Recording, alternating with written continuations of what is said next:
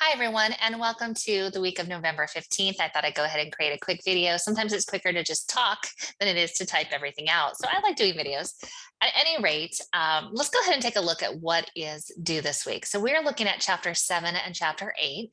You're going to go ahead and read those two chapters, and then you're going to go ahead and complete the self-assessments for those two chapters. I hope you're enjoying the self-assessments. I really believe that getting to know yourself allows you to get to know how to interact and deal with others, right? We're all so very different. We have very different personalities. And so when you can get to know yourself and your personality, that's when you can actually appreciate others for their uniqueness and their unique personality, and then trying to come together and work together, because we do know that sometimes personalities do conflict, right? Okay, let's go ahead and take a look at the written assignment as well. So I'm going to go pop over into the lessons and scroll down to the week of the 15th. Yes, we're already on week 5. We only have a few more weeks left, and then this class is over. I know it can be a little bit frustrating, especially when you have these accelerated mini masters. I don't know how students do it. I possibly couldn't do it, but more power to each and every one of you who can do a mini master. And basically what happens is you have to go through everything that you would normally go through in 16 weeks in half the time.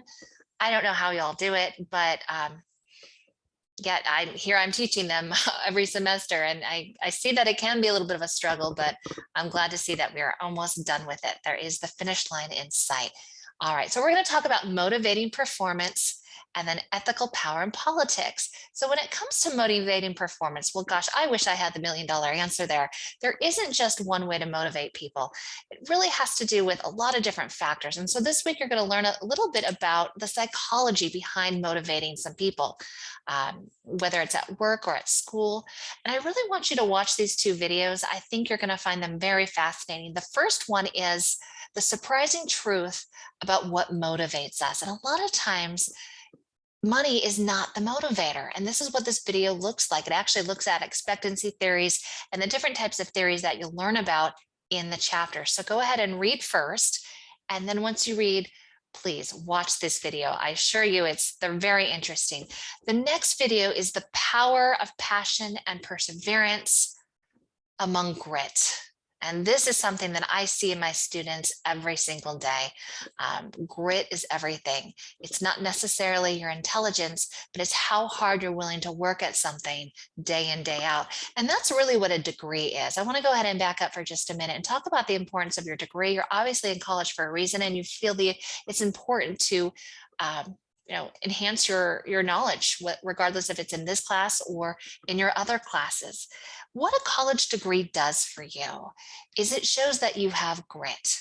It shows that you're willing to work really hard every day for not a week, for not a month, and not even a year. In some cases, many years. It shows that you feel as though it's important enough for you to help yourself be successful in life. And really, that's what college is all about. It's not about these classes that you're taking. You often hear people say that, these classes I'm taking in college, why do I have to take these classes? It has nothing to do with my major or what I want to do, or how is this going to help me in the real world to get a job, right? I hear that a lot. But you have to think of your brain similar to an athlete, right? So a lot of athletes take football. You're finding a lot of football players are now doing things off the football field to enhance their performance, right? They're taking things like ballet and strength and stretch, and they do Pilates, and they're doing all these other things that have nothing to do with football, but yet help them. And so when you take these classes, for instance, maybe you're a business major, but you have to take a math class, or maybe you have to take an English class, or you have to take a class that you don't think will benefit you. I can assure you it will benefit you.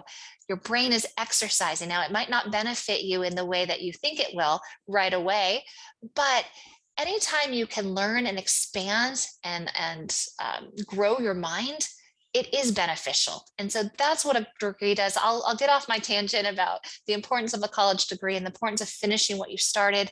It doesn't matter if it takes months or years, but I do feel as though grit is everything when it comes to success in life. Please watch that video.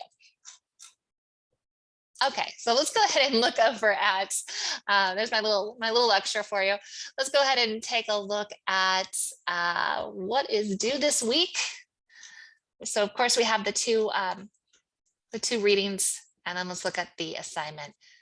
Your self-assessment, just like every week. You guys are doing a great job on your self-assessments. I think you're in the zone now. You know exactly what I'm looking for, and it's just really self-reflective. You know, as long as you turn it in, you check all these boxes here, you're going to get 100%. I think you've all figured that out by now. All right, let's go ahead and look at chapter 7 and chapter 8's assignment.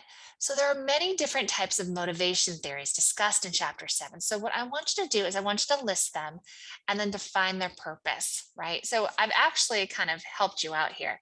So we have content motivation theories, we have process motivation theories, there's reinforcement theory, and goal setting theory. So all of these are found in your book. So what I'd like for you to do is look up content motivation theories and then all the theories that fall under the content motivation. There's quite a few of there. So you're just going to go ahead and quickly bullet what they are. And I do this so that way you can kind of get a general idea of all these different types of theories out there. There's a lot of different ones, and sometimes you can apply one theory to one situation and another theory to another situation.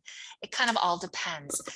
What this assignment's purpose is for you to kind of categorize and see on paper all the different types of theories so that way you can refer to them accordingly. Because I can guarantee if you're taking a business 110 class or a business 137 class or business 153, you'll find motivation theories are covered in each of those classes. And so the sooner you can get familiar with them, the better it is for you. And then you can always refer to this document later on when you're trying to sort them out. All right, so that's the first thing. The second thing, second question is, which do you believe is the most useful as far as motivating employees? Explain your answer and why. So number one's going to yield a lot of words. It's going to be lengthy, and you can just don't copy and paste. You have to put the theories in your own words, but go ahead and just kind of list them out in your own wording. Then the second question, which is more useful and why? Please make sure you explain why.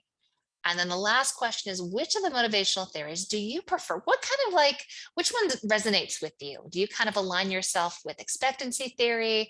Are you more of a reinforcement? There's a lot of different types of theories out there. You'll learn about those through this assignment. Which one kind of resonates with you? All right, so just because you think content theory is more useful in the workplace doesn't mean that necessarily resonates with you. So it could be the same or it could be different. It kind of depends. So feel free to copy and paste those questions over to your document and write right below it if you wish. And then as always, some of the requirements, Word or PDF type file, name, date, that type of stuff on the top. It has to be free of spelling and grammatical errors, mistakes. And I really should see about a paragraph for each question. So 200 words for question number 2 and 200 words for question number 3. I can guarantee you will have way more than 200 words for the first question. Yeah, I just know that you will. I've been doing this assignment for a while, so you'll have way more than 200 for that first one. I'm not really too worried about that, but make sure you have about 200 words for questions 2 and 3. I hope you all have a great week. Please reach out if you have any questions. Thanks.